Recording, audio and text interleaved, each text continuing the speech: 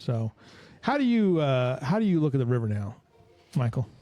So yeah, it's hard to look at. One of the things we didn't realize is that so we were down there July 1st. It's my wife's birthday. She wanted to go take a long walk on the river walk, and we're walking through, and it was the prettiest we had ever seen it. It was so green, so lush, and I was like, I need to fly my drone through here because this is such a cool area. It was, and even our daughter, our 8-year-old daughter, who walks the whole thing with us, she's done 10, 11 miles with us on it.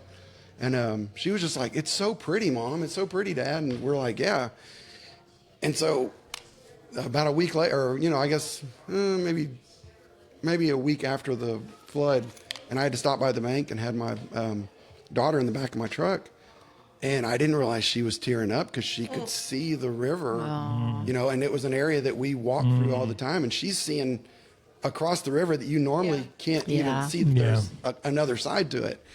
And we were heading to Fredericksburg, and I didn't realize she was tearing up. My wife started talking to her, and then I was like, oh, no. And I was trying not to choke up, too. Yeah. But I had to drive across the Francisco Lemos Bridge. I won't drive across that bridge. Yeah. And I didn't realize the impact it was going to have on her, too, because my wife was keeping her away from it since we had walked on it, so...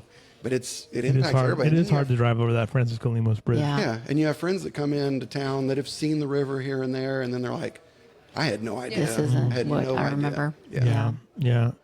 Kim, what about you? What stands out? How do you view the river now? Well, one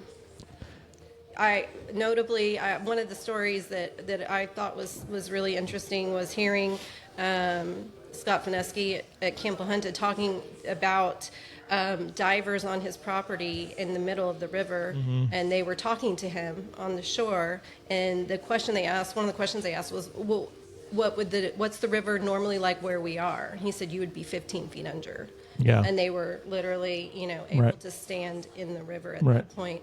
And just hearing him say, if we are not able to excavate, we may not be able to even if we did everything else, kids jumping in the river and the whole course of the river changing, and looking out and seeing the gravel. The gravel beds, I'm like, this feels like I'm in Lakey now. It feels very, very different. The change, the flow.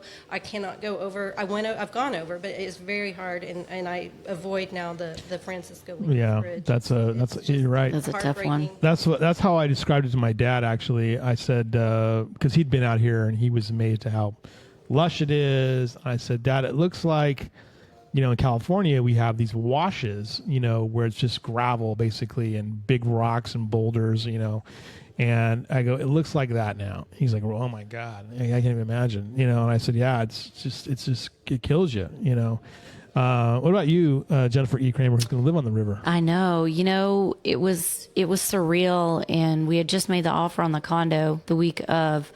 And we were like, wow, this might not even be a viable option. And, I was so excited prior to, because it's almost like a dream come true. You're buying a place on the river that you're going to, not very many people get that opportunity to be on the water. And I love water. So for me, I was so excited. And then after that, I didn't even tell anybody for the longest time what we had done, because there was just this heavy cloud hanging over what was once so exciting. And it took a while for me to kind of come to a reality of, there comes a time when there's going to be a rebirth, and there's going to be a change, and it sucks that it took this. But now when I look at, if I stand out on the porch, or even if I'm looking from the living room of the condo, there's that island in the middle right there where our condos are. And before, you couldn't even see across the river because of the trees. Yeah. Well, now you can see across it, and you can see Flat Rock Park.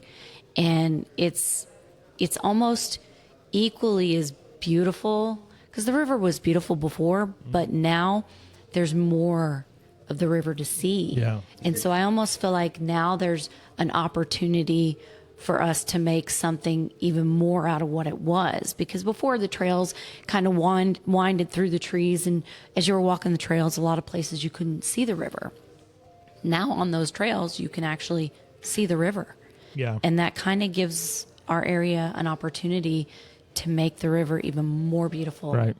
And it's just there will be some opportunities, unfortunately, out of this tragedy that will make things probably a little bit better. But still, it's so hard to even see some of this as well. And to know that there were so many sacrifices and lives lost, that to me it's like, okay, it's going to take a while for me to actually get on the river and to do river things again. So that, I think, is just obviously going to be like everybody else. It's going to take time.